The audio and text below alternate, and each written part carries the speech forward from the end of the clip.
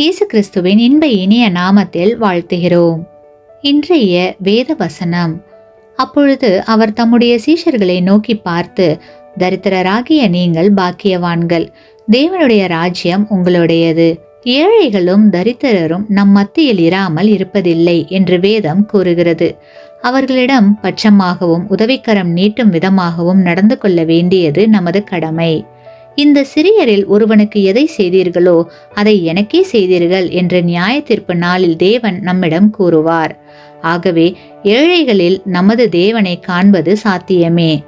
கிறிஸ்துவுக்குள் அன்பான சகோதர சகோதரிகளே, நமக்கு அருகில் இருக்கும் ஓர் ஏழைக்கு உதவுவதன் மூலம் நமது இரட்சகருக்கு உதவ பெரிய வாய்ப்பை தேவன் நமக்கு கொடுத்திருக்கிறார்.